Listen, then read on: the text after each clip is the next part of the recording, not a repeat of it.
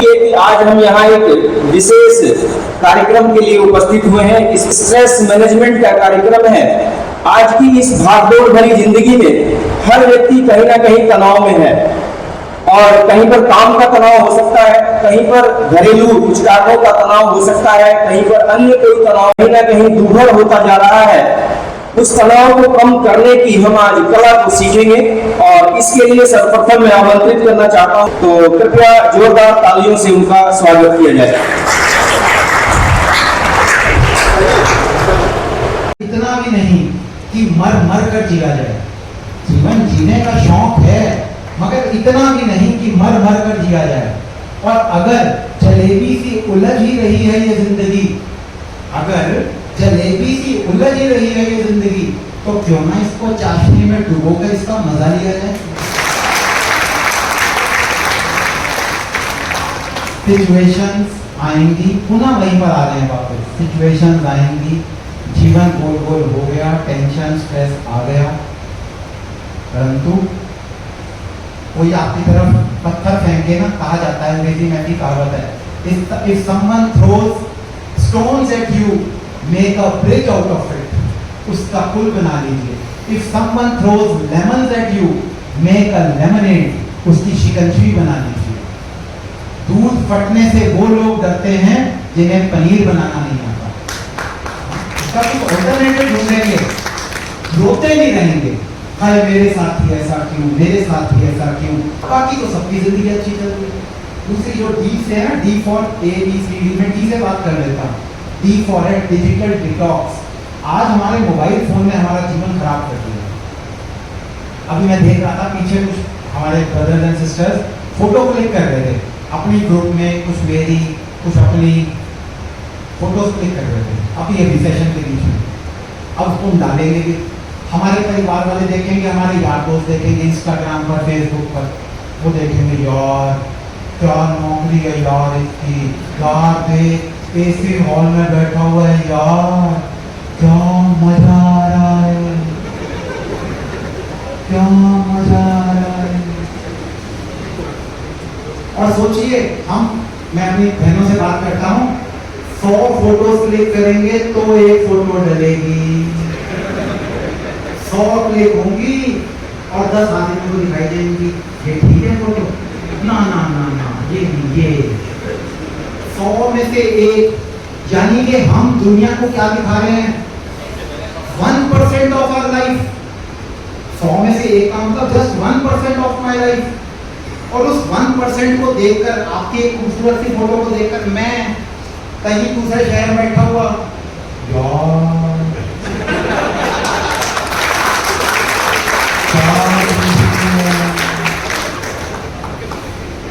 और उससे वो उस फोटो से 1 घंटा पहले और 1 घंटा बाद पता चला वो husband wife candle light dinner कर रहे थे, बड़ी खूबसूरत सी फोटो खींची। उससे 1 घंटा पहले और 1 घंटा बाद दोनों माथे फोड़ रहे थे अपने घर में। हाँ या ना, हाँ या ना। अब वो मूड ठीक करने के लिए गए थे, वहां फोटो डाल दी हंसते हुए आर्टिफिशियल। कितनों का 1-2 साल का बच्चा है घर में, छोटू सा, 1 साल 2 साल आपके हैं, वो सबसे ज्यादा समय क्या करता है भाई साहब, 1 साल का छोटा सा बच्चा मुझे खुश रखता है, भाई साहब को खुश रखता है। सबसे बड़ी ना problem sir with due respect यही है कि ना मुझे खुश रखने के लिए कोई और होना चाहिए। अब वो 1 साल के बच्चे की ड्यूटी लगी हुई है पापा को खुश रखने की।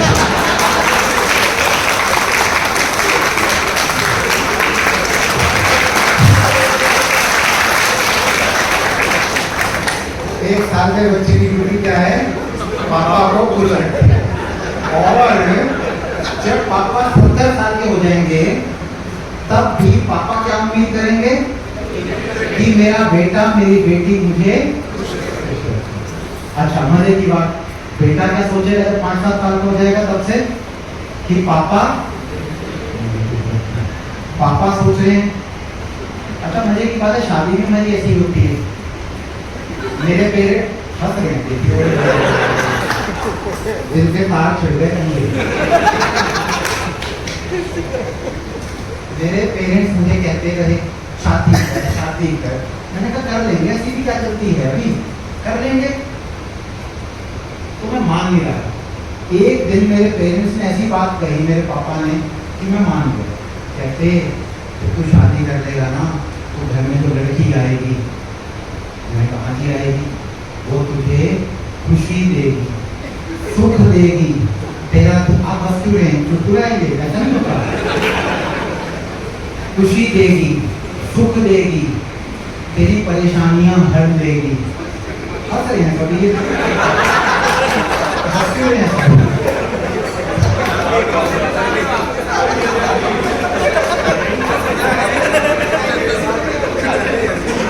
गलत कहा है क्या?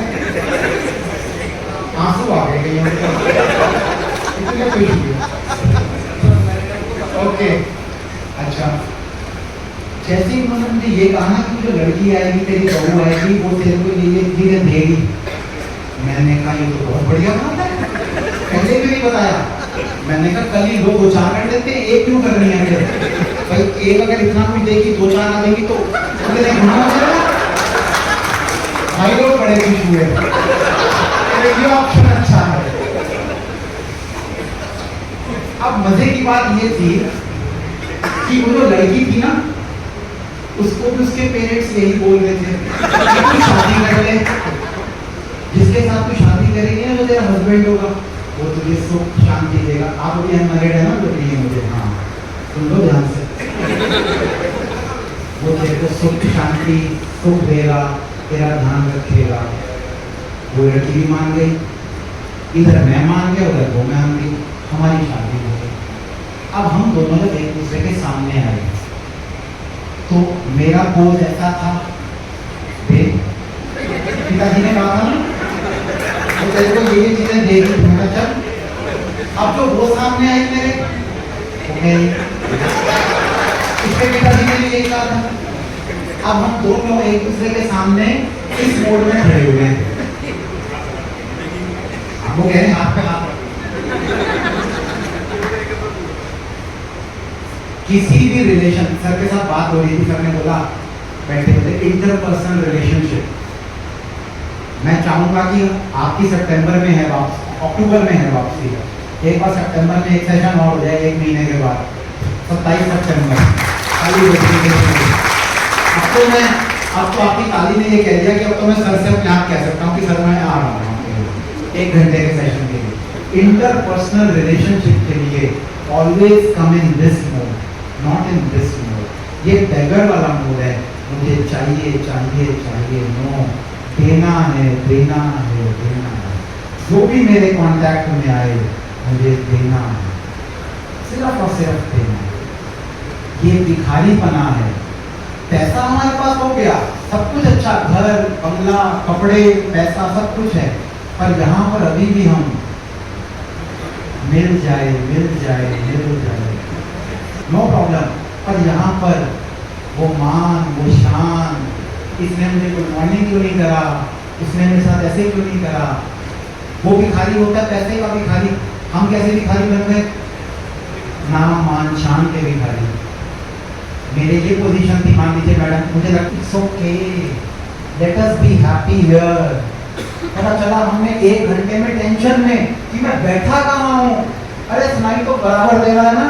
जब हम आए थे इस दुनिया में, सोचिए जरा, आज से 20 साल पहले जो पोजीशन आज है वो थी 20 years बैक नहीं थी।